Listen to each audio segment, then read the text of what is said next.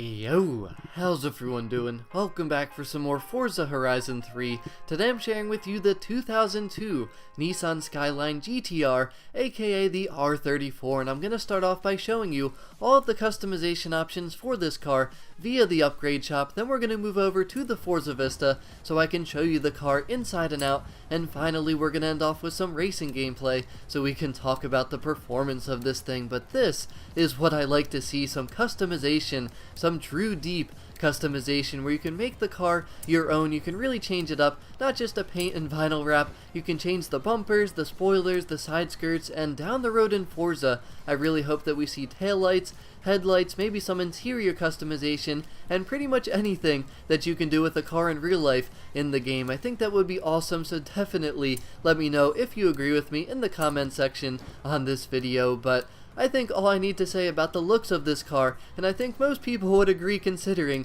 how popular this car is, this thing is simply beautiful. And I gotta say, I love driving this thing when it gets close to nighttime and those taillights light up. They look so good, and I honestly even like the spoiler on this thing. I mean, I love that there's an option to remove it, but honestly it just doesn't look right with this car at all, and that may surprise some people because generally I don't like the bigger wings, but on this car I think it looks really good. The car bone stock looks great, but these customization options certainly are very nice as well, so I can't wait to mess around with those down the road when I go to build this thing. But I love the stock blue as well. There's a few different colors, most are like black, silver, or white if it's not the blue, but the blue just looks the best. I mean, I could not even try to use any of the other colors, but look at how beautiful that motor setup is. I mean, that just looks so nice and such a clean setup. But let's talk about the performance of this Skyline. Now, the sounds of it, they're they're nice. I like the sound of this car, but once again, it's one of those cars where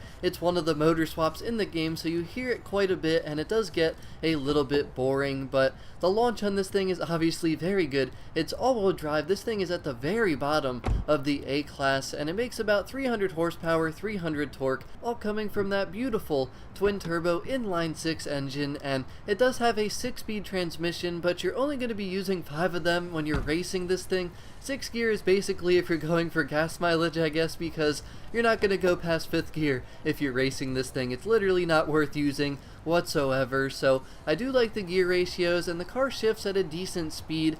But the one negative of this car is the acceleration. When this thing is bone stock, it certainly doesn't accelerate quickly, but pretty much everything else about the car is perfect. I mean, the top speed's about 166, which for the bottom of the A-Class is perfectly fine. And when you go to upgrade the acceleration, the top speed's also going to get better, so it'll be perfectly good. Probably at the top of the A-Class where I'm going to put it, but the handling on this car is amazing, especially considering it's all-wheel drive. The grip is very good with that all-wheel drive, and you just feel like you're in complete control the entire time when you're racing this thing. I mean, the grip off the launch is great, it launches quick, and going around turns you have no issues because the car turns very well, then the grip is very good.